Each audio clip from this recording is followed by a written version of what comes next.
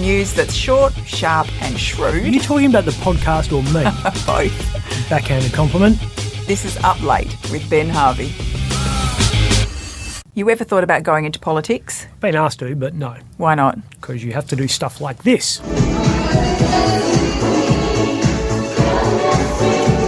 That's Labor's member for Cowan, Anne Ali. Anne has a PhD. She's an international expert in Islamic extremism. She has written or contributed to more than a dozen publications on counter-terrorism. And she's an ABBA tragic who's been reduced to this. The woman next to her is Tracy Roberts. Tracy's running for the seat of Pearce. As Mayor of the city of Wanneroo, she's responsible for the welfare of 210,000 people and oversees an annual budget of $200 million. Now she's doing this. I reckon they've got some moves. So do I, but it's a pretty unedifying spectacle, you'd have to admit that. And it's not even like there's a heap of votes in it. There's like 10 people there. Have a go at this guy. You just know he's gagging for Gangnam Style to come on. The things you do to get a vote. And that's not necessarily the most embarrassing thing that Anne's done just this month. Yibbity yibbita. Doesn't get any better than that, folks. At least they look like they're having a good time. Better time than poor old Scott Morrison. Here's another reason being a politician has knobs on it. He does the right thing by taking a question from a young rooster at a political function in Western Sydney. I just wanted to say hi. I'm pretty astounded as a young bloke here. Good to see you. Can I get a photo? Is that all right? Yeah. Are you in the press pack, are you? No. Oh, right. No, I'm a local, live up in the mountains. So can I ask one question? Yeah. He calls him ScoMo. Where's the respect? That was the first alarm bell for Morrison. It's one thing in this kind of forum, but saying it to the Prime Minister's face? One question, ScoMo, is, look, across the river, I hope you don't mind, I'm just recording. What's going on there? No, why is it recording? The PM's been sucker punched one time too often with this. Congratulations on being the worst Prime Minister we've ever had. So he was off. And then it just fell to shit. People lost their houses, and they were burnt. You're a disgrace. You are a disgrace. You want to know why I'm not a politician? Why? Because I would have thumped that dickhead. And you can't sing or dance. That's no barrier to entry. That's Scott Morrison. That's Bill Shorten. We all know that guy.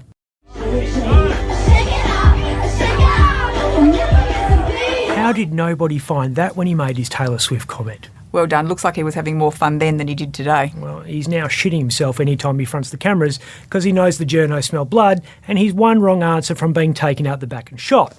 2 days after saying this... I'm not Scott Morrison. I don't run away from press conferences, OK? He did just that. Thanks very much. Thank you. Okay. And like that, he's gone. He's making his press conferences shorter to decrease the likelihood of getting a curly one. Would a coward do this? Bye! If you can't take questions from a journo, how are you going to lead the country? It can happen. CNN is fake news. I don't take questions from CNN. John Roberts of Fox. Albanese's entire political shtick is he's a man of conviction. I like fighting Tories. That's what I do. And now he's gun-shy. Unlike our police minister. The pro-gun lobby group is contacting Labor members to let them know gun owners would be urged to put Labor last on their ballots. That's an act of revenge on the ALP after WA Police Minister Paul Papalia revealed he was going to tighten this state's gun laws. Paul pointed out last month that there are a lot of guns in WA and he's not convinced some of them weren't going to fall into the hands of criminals.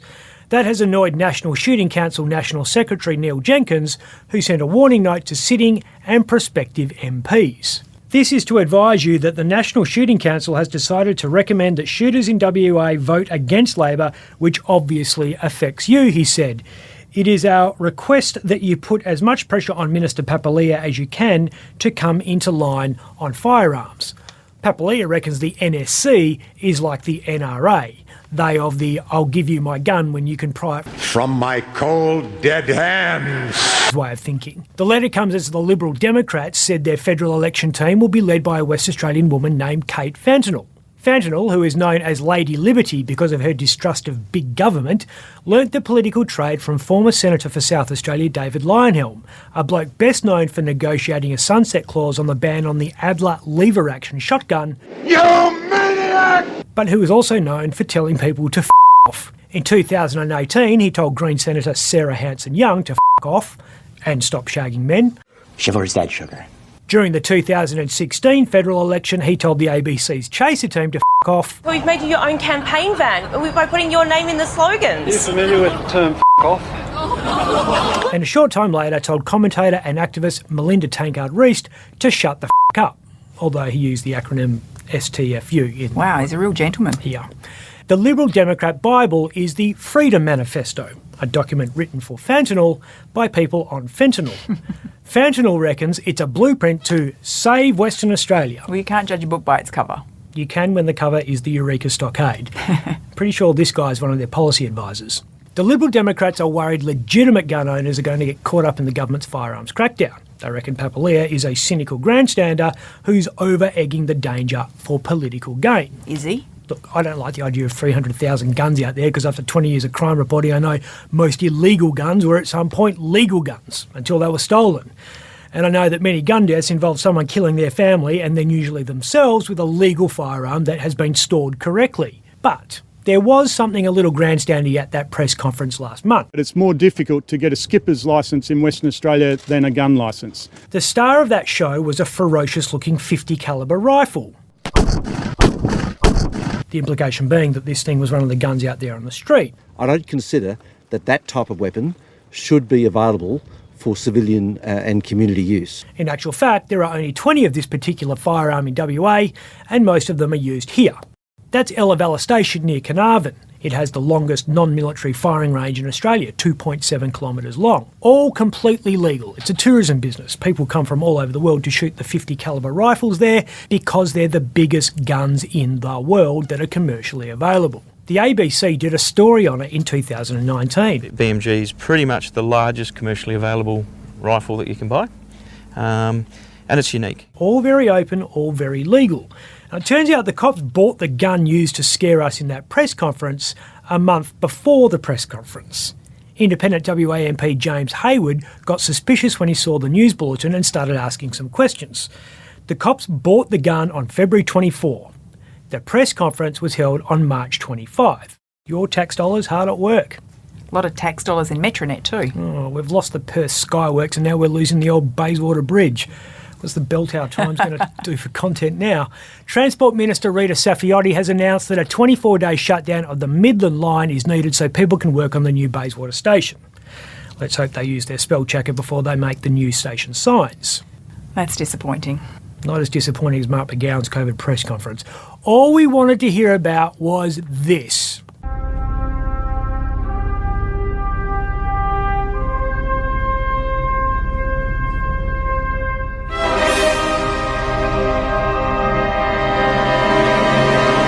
But we got this. But the other restrictions, the mask wearing and the like, we'll consider those over coming weeks.